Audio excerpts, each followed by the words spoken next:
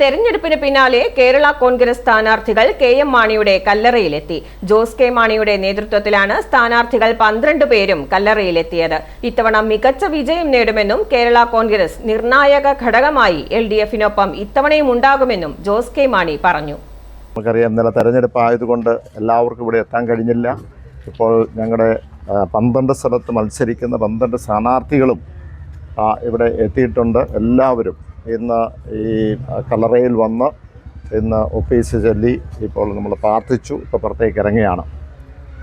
ഈ പൂഞ്ഞാറിലെ NDA സ്ഥാനാർത്ഥി PC George നടത്തിയ പരാമർശങ്ങൾ കുറച്ച് മണിക്കൂറുകൾക്ക് മുമ്പ് ബിഷപ്പുമാരെ അധിക്ഷേപിച്ചുകൊണ്ട് ദീപിക പത്രത്തിനെതിരെ എങ്ങനെയാണ് ഇതിനെ മാത്രമല്ല എഴുതുന്നതിനെ കാര്യത്തിൽ പിതാവ് വിളിച്ച് സഭാമഠത്തിൽ UDP വോട്ട് ചെയ്യണമെന്ന് പാർട്ടിയോടൊന്ന് പറഞ്ഞു. ബോധവും വിവേകവും ഇല്ല എന്നാണ് ചോദിക്കുന്നത്. ഉളകൾ എന്നൊക്കെ പറഞ്ഞ് വീണ്ടും ക്രൈസ്തവ സഭ എടുക്കുന്ന നിലപാടും അതോടൊപ്പം തന്നെ മതമേധാധ്യക്ഷന്മാർ എടുക്കുന്ന സാമൂഹിക വിഷയങ്ങളെടുക്കുന്ന ഇടപെടലുകളും രാഷ്ട്രീയമായി വലിച്ചിറക്കിയിട്ടുള്ള ഒരു കാലഘട്ടമില്ല.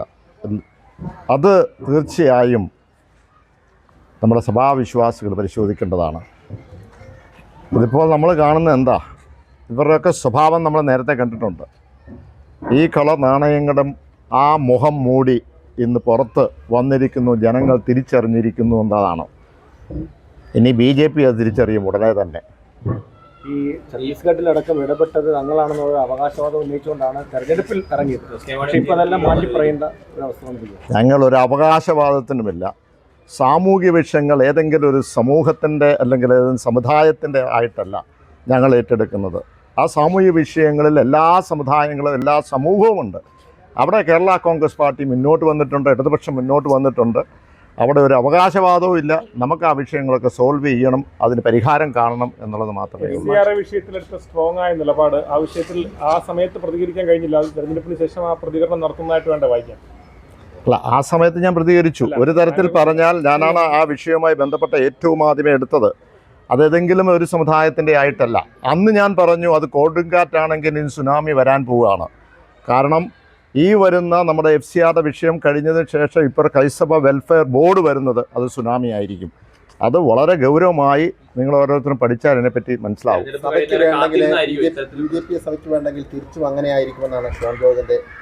അത് BJP എത്രമാത്രം വില കൊടുക്കുമെന്ന് കുറച്ച് കഴിയുമ്പോൾ അറിയാം, മനസ്സിലാക്കും.